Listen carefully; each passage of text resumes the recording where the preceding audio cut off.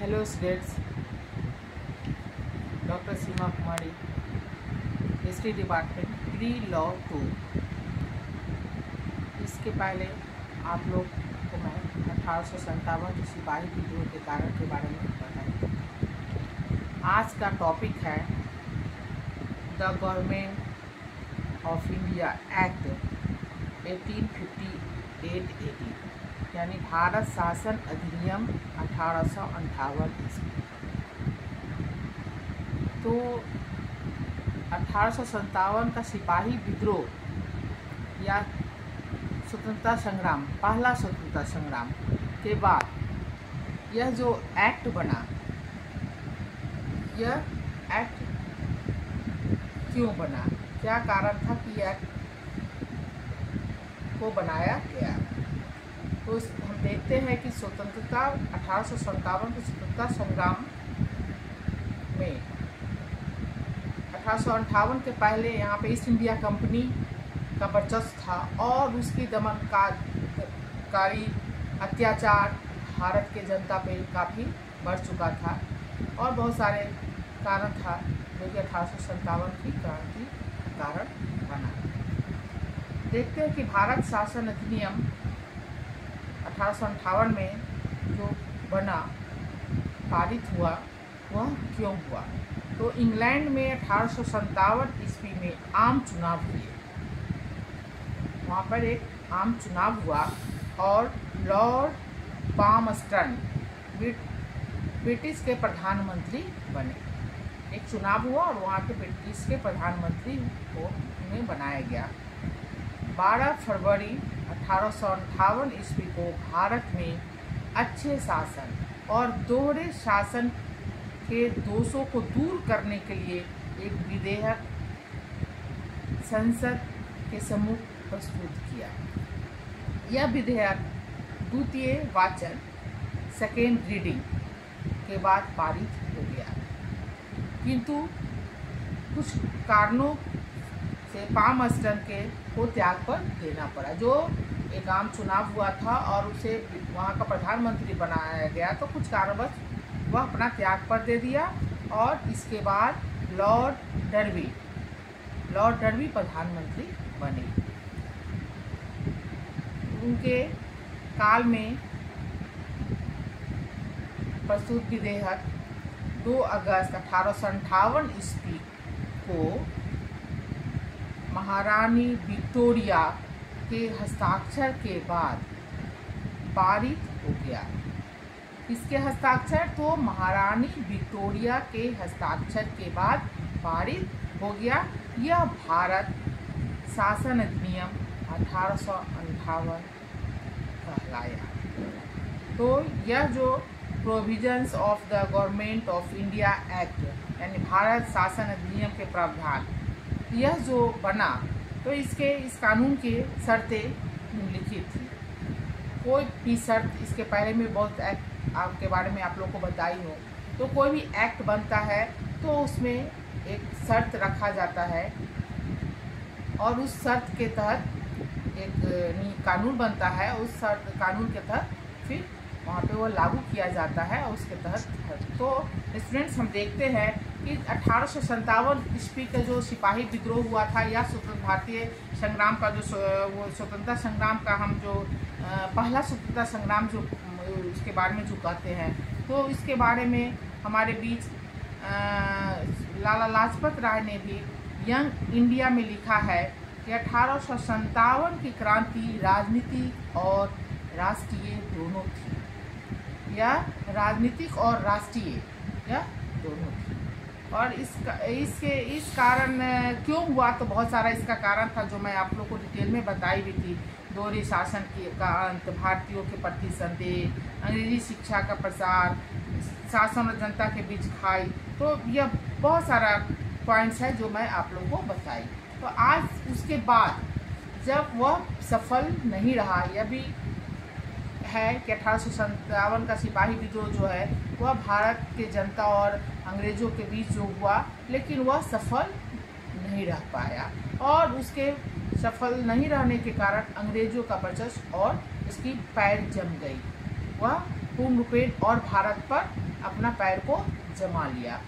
तो लेकिन यह एक अधिनियम बना, तो ये बहुत ही यह भी इम्पोर्टेंट क्वेश्चन है कि इस अधिनियम का यह रूल शर्तें क्या क्या रखा गया।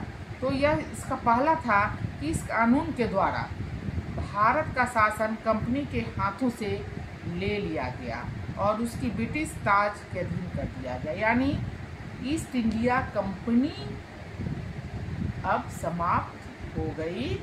उसके हाथों में जो शासन व्यवस्था था उसे लेकर और ब्रिटिश ताज के अधीन कर दिया गया। दूसरा, डायरेक्टरों की सभा मान कोर्ट ऑफ डायरेक्टर्स और अधिकार सभा बोर्ड ऑफ कंट्रोल को समाप्त कर दिया गया। जो दोनों था दोनों को समाप्त कर दिया गया और उनके समस्त अधिकार भारत सचिव secretary of state for India को दे दिया गया। भारत सचिव अनिवार्यतः ब्रिटिश संसद और ब्रिटिश मंत्रिमंडल का सदस्य होता था।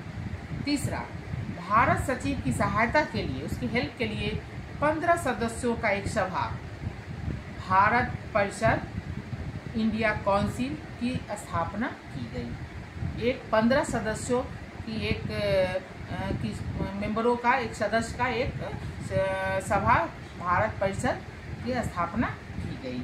इसमें 8 सदस्य की नियुक्ति का अधिकार ब्रिटेन के क्राउन को और था शेष 7 सदस्यों के चयन का अधिकार कंपनी के डायरेक्टरों को दिया गया, यानी डिवाइड कर दिया गया। प्रत्येक स्थिति में यह आवश्यक था कि 15 में से कम 9 सदस्य ऐसे हो जो कम से कम 10 वर्ष तक भारत में सेवा कार्य कर चुकी हो। कम से कम 9 सदस्य ऐसे हो जो 10 साल तक भारत में अपना सेवा कार्य कर चुके हो और इनकी जो अपनी नियुक्ति के समय उन्हें भारत छोड़े हुए वह जो उसकी नियुक्ति होती है तो उसके भारत छोड़े हुए 10 वर्ष से अधिक समय न हुआ हो, यानी वह 10 साल वह भारत में अपना सेवा दे चुका हो। शासन में इस भाग को भारत सचिव और भारत परिषद को सम्मिलित करके गृह सरकार होम गवर्नमेंट का नाम दिया गया। यह दोनों को कर क्या किया गया, संभाग शासन के इस भाग को जो भारत सचिव और भारत परिषद को सम्मिलित करके, दोनों को सम्मिलित करके और गृह सरकार यानी होम मैनेजमेंट का नाम दिया गया। भारत सचिव जो थे उसकी परिषद के सदस्यों का वेतन और खर्च भारतीय राजस्व से देने पड़ते थे। इस परिषद का मुख्य कार्य भारत सचिव को भारत के शासन के कार्य में परामर्श और सहायता देना था। भारत सचिव अपनी परिषद के सदस्यों को पद से नहीं हटा सकता था, और वह उसके पद को नहीं हटा सकता था। इसके बाद हम देखते हैं कि भारत सचिव भारत परिषद का अध्यक्ष होता था। इस परिषद के निर्णय बहुमत से लिए जाते थे। इससे भारत मंत्री को समान मत देने का अधिकार था। साथ ही महत्वपूर्ण प्रश्न पर समान वेतन होने की दशा में उसे एक अतिरिक्त निर्णायक मत देने का भी अधिकार था। फिर हम देखते हैं कि अर्थव्यवस्था और अखिल भारतीय सेवाओं के विषय में भारत सचिव भारत परिषद की राय को मानने के लिए बाध्य था। अन्य सभी विषयों पर वह उसकी राय को ठुकरा सकता था। उसे अपने कार्यों की वार्षिक रिपोर्ट ब्रिटिश संसद के समक्ष अनिवार्यतः प्रस्तुत करनी पड़ती थी। भारतीय गवर्नर जनरल को भारत सचिव की आज्ञानुसार कार्य करने के लिए बाध्य किया गया। भारतीय प्रशासन के अंतर्गत पदों की नियुक्तियां करने का अधिकार ब्रिटिश सम्राट ने सब परिषद भारत मंत्री तथा भारत स्थित उच्च पदाधिकारियों के मध्य विभाजित कर दी। तो यह सब इसकी शर्तें जो थी, यह शर्त रखा गया और तब हम देखते हैं कि यह अधिनियम बना। इसकी समीक्षा हम देखते हैं और था ये कि इस अधिनियम ने कंपनी की नाविक शक्ति और सैनिक शक्ति को, जो उसकी नाविक शक्ति थी और सैनिक शक्ति थी, की ताज की सेवा में परिवर्तित कर दिया और भारतीय सबसे जोड़ दी गई। जो पहले जो था वह उसको चेंज कर दिया गया। और भारतीय प्रशासन के अंतर्गत पदों की नियुक्तियां करने का अधिकार ब्रिटिश सम्राट ने 100% भारत मंत्री और भारत स्थित उच्च पदाधिकारियों के मध्य विभाजित कर दिया गया। तो यह 1858 की अधिनियम का यह निम्नलिखित शर्तें थी। और यह तब इसके बाद हम देखते हैं कि अधिनियम की समीक्षा एवल्यूशन ऑफ द एक्ट क्या था। तो यह कानून जो था, यह इस कानून को पारित होते ही भारत में कंपनी के शासन का युग समाप्त हो गया। इससे क्राउन के युग का प्रारंभ हुआ। इस एक्ट ने भारतीय प्रशासन पर ब्रिटेन की ग्रीन सरकार का नियंत्रण कर दिया। स्टूडेंट्स, हम देखते हैं कि जैसे ही यह 1858 का जो यह संशोधन एक्ट जो बना, तो इससे पहले जो हमारे यहाँ भारत पे ईस्ट इंडिया कंपनी का वर्चस्व था, तो इसके बाद उसके वर्चस्व को समाप्त कर दिया गया और वह जो युद्ध हो गया इस क्राउन के युद्ध से, या उसको वह दे दिया गया। वह उसका जो ईस्ट इंडिया कंपनी के हाथों में था, वह कहाँ चला आया, तो ब्रिटिश क्राउन के हाथों में आ गया और उस युग से यह प्रारंभ किया गया।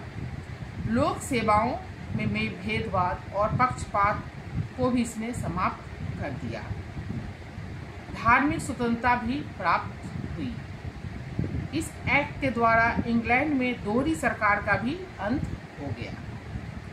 भारत सचिव और उसकी परिषद जो थी, भारत सचिव और उसकी परिषद ही रह गई।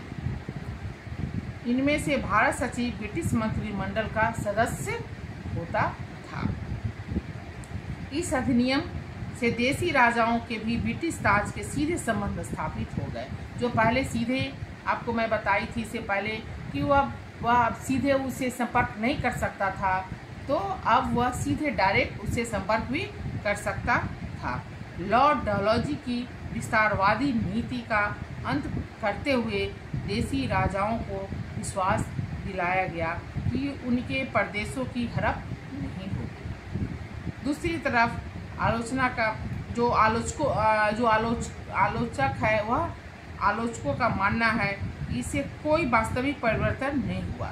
तो जैसे यह परिवर्तन किया गया, लेकिन कुछ आलोचकों का कहना है कि इससे कोई परिवर्तन नहीं हुआ, क्योंकि इससे पूर्व भी प्रशासन के अधिकार नियंत्रण मंडल को मिल गए थे।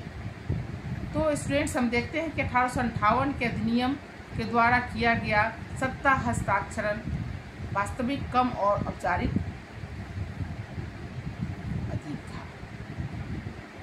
अब देखते हैं कि रानी विक्टोरिया की घोषणा 1 नवंबर 1858 में यह घोषणा क्या था। तो इसके पहले वह हस्ताक्षर की थी, लेकिन इस घोषणा का क्या प्रोविजंस था, क्या इसका प्रावधान था। तो यह 1858 के नियम के पारित होने के बाद ब्रिटेन की महारानी विक्टोरिया के एक घोषणा पत्र जारी किया था। भारत के वायसराय लॉर्ड कैनिंग ने 1 नवंबर 1858 ईस्वी को इलाहाबाद में भारत की जनता के प्रतिनिधियों का एक विशाल दरबार आयोजित किया और क्या किया कि सम्राट के प्रतिनिधि के रूप में इस घोषणा को पढ़कर सुनाया। वह एक आयोजन किया, सभी को वहाँ बुलाया गया और इस घोषणा पत्र को वह पढ़ के सुनाया। कौन? Lord Canning. और इसके बाद इस घोषणा में ब्रिटिश सरकार ने उन प्रमुख जो भी मुख्य सिद्धांत थे का विवरण दिया, जिसके आधार पर भारत का भविष्य का शासन निर्भर करता था। इस घोषणा का कोई कानूनी आधार न था, क्योंकि इसे ब्रिटिश संसद ने स्वीकार नहीं किया था, परंतु तब भी इसे जो भी इसके सिद्धांत, आश्वासन आदि कानून के समकक्ष स्थान रखते थे, क्योंकि उसे ब्रिटेन के मंत्रिमंडल की स्वीकृति प्रदान थी। अब इसका प्रोविजंस प्रावधान क्या था, इसके निम्नलिखित बहुत सारे इसके बातें थी। इसमें 2-4 पॉइंट मैं आप लोग को बता रही हूँ।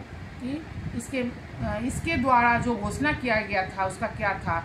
इसके द्वारा घोषित किया गया कि भारत में ईस्ट इंडिया कंपनी द्वारा प्रशासित क्षेत्रों का शासन अप्रत्यक्ष रूप से ब्रिटेन के क्राउन द्वारा किया जाएगा। जो मैं पहले भी बताई थी, उसके हाथों से वह ईस्ट इंडिया कंपनी की सत्ता को उसे हटा दिया गया और वह क्राउन के हाथों में दे दिया गया। तो वह प्रत्यक्ष रूप से उसे क्राउन को क्या हुआ के द्वारा किया जाएगा। अब वह कौन करेगा, तो क्राउन करेगा। इस घोषणा के द्वारा गवर्नर जनरल जो उस समय थे कौन था, लॉर्ड कैनिंग, को वायसराय का पद भी प्रदान किया गया। वायसराय मीन्स क्राउन का प्रतिनिधि। उसके बाद तीसरा था, इसके द्वारा कंपनी के सभी असैनिक और सैनिक पदाधिकारी को ब्रिटिश क्राउन की सेवा में ले लिया गया। उसके संबंध में बने हुए सभी नियमों का स्वीकार किया गया। इस घोषणा के उपरांत भारतीय नरेशों के साथ कंपनी द्वारा की गई सभी संधियों और समझौतों को ब्रिटिश क्राउन के द्वारा स्वीकार कर लिया गया।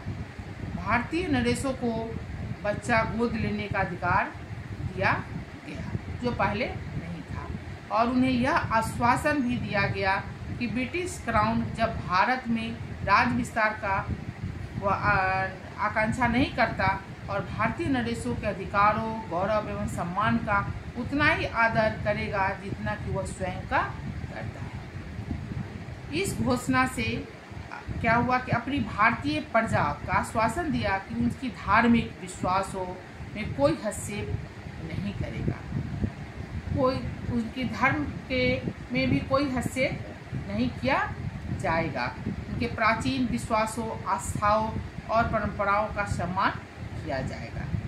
इसके द्वारा भारतीयों को जाति या धर्म के भेदभाव के बिना उनकी योग्यता, शिक्षा, निष्ठा और क्षमता के आधार पर सरकारी पदों पर नियुक्त किए जाने का समान अवसर प्रदान करने का आश्वासन दिया गया। इस घोषणा के से यह आश्वासन दिया गया कि रानी की सरकार जो है वह सरकार सार्वजनिक भलाई, लाभ और उन्नति के प्रयत्न करेगी। कौन? विक्टोरिया, महारानी विक्टोरिया, तथा शासन इस तरह चलाएगी जिससे उसकी समस्त प्रजा जो है वह खुश रहेगी। और तब देखते हैं कि 1857 ईस्वी के विद्रोह में भाग लेने वाले जो भी अपराधी में से केवल उनको छोड़कर जिन पर अंग्रेजों की हत्या का आरोप था, बाकी सभी को क्षमा प्रदान कर दी जाएगी। तो स्टूडेंट्स, हम देखते हैं कि 1858 में यह रानी विक्टोरिया के द्वारा यह जो किया गया एक्ट बनाया गया, और इस एक्ट का जो फिर इसका प्रोविज़न प्रावधान क्या क्या था, यह सब डिटेल्स में, क्योंकि आपको मैं बता रही हूँ कि पहले भी बताई कि 1857 का जो पहला स्वतंत्रता संग्राम जो था, तो इसे अंग्रेज कुछ तो हिल चुका था, तो उसे तो भारत पर अपना शासन कायम रखना था। तो यह एक रूल बनाया कि जिससे भारत की जनता को धार्मिक, आर्थिक, सामाजिक हर जगह उसे अधिकार दिया जाएगा और इसमें हस्तक्षेप नहीं किया जाएगा। तो यह सब उसको एक तरह से आप मान सकते हैं, आलोचकों के कहने के अनुसार, कि वह एक लोभ दिया गया कि आपको यह सब लोभ देकर आप फिर अंग्रेजों के शासन की सत्ता को आप कायम रखिए और उसके विरुद्ध आप कोई भी लड़ाई या कोई भी कुछ ऐसा क्रांति का रूप में आप उसको तब्दील नहीं कीजिए। यह सब उनकी जो ये थी वह भारत की जनता को बहलाने के लिए हम कह सकते हैं कि यह सब रूल बनाए गए, लेकिन यह एक रूल बना जो कि पहले ऐसा नहीं था। अब हम देखते हैं कि यह घोषणा की क्या था। रानी विक्टोरिया घोषणा का मूल लक्ष्य भारत को की जो स्थापित ब्रिटिश साम्राज्य को सुरक्षा प्रदान करना था। उसे क्या करना था, पहले ही मैं बताया कि रानी विक्टोरिया की यह जो घोषणा का मूल लक्ष्य क्या था कि भारत में स्थापित ब्रिटिश साम्राज्य की सुरक्षा प्रदान करना था। इस उद्देश्य को लेकर भारतीय नरेशों के सम्मान और अधिकारों की सुरक्षा का आश्वासन दिया गया था। भारत भविष्य में ब्रिटिश सरकार की नीति भारतीय नरेशों जो भी थे जागीरदारों और प्रतिक्रियावादी तथ्यों के संरक्षण की रही और जिनका प्रयोग वह भारत के प्रगतिशील तथ्यों के विरोध में करती रही। योग्यता अनुसार पद की प्राप्ति का आश्वासन भारतीय शिक्षित वर्ग का समर्थन प्राप्त करने के लिए दिया गया था। क्या था कि वह हम करेंगे कि भारतीयों का समर्थन हमें प्राप्त हो, यह मैं पहले ही आपको बताई। तो ये हम देखते हैं कि भारत की अंग्रेजी सरकार ने भारत में अंग्रेजी भाषा की शिक्षा को भी बढ़ावा दिया था, नहीं दिया। इस प्रकार यह घोषणा किसी भी प्रकार भारतीयों के प्रति न्याय तथा उनकी उन्नति की भावना से प्रेरित नहीं मानी जाती है। तो हम स्टूडेंट्स देखते हैं कि भारतीयों को उसने धर्म, परंपराओं आदि में हस्तक्षेप न करने का भी वह क्या हम नहीं तुम्हारे कोई भी चीज़ में हस्तक्षेप नहीं करेंगे उसका भी आश्वासन दिया। भारतीय जनसाधारण को संतुष्ट करने के लिए दिया गया था, क्योंकि इस प्रकार के हस्तक्षेप को विद्रोह के कारणों में से एक प्रमुख कारण समझा गया था। जो सिपाही विद्रोह का जो कारण मैं बताई थी तो उसमें यह भी कारण था। तो यह कहा कि नहीं, आपका जो धर्म जो भी आपका है उसमें हम लोग हस्तक्षेप नहीं करेंगे, आपके जो पुराने जैसे आपका रीति रिवाज था जैसे आप करते थे वैसे ही आप उसको कीजिए। क्योंकि रानी विक्टोरिया की क्या मंशा थी कि वह ब्रिटिश साम्राज्य जो है वह भारत में सुरक्षित रहे, वह सुरक्षित रखने की दृष्टि से ही यह एक्ट जो है यह बना। कौन? 1858 का एक्ट।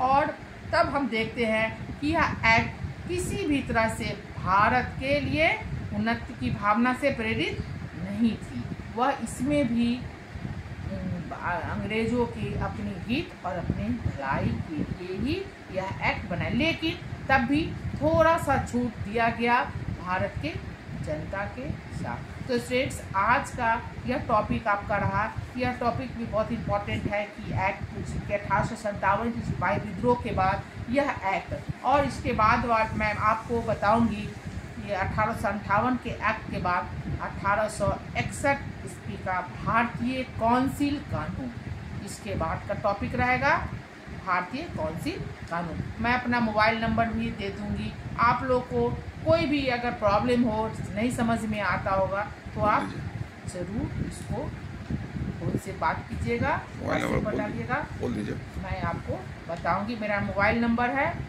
9470713713। थैंक्स।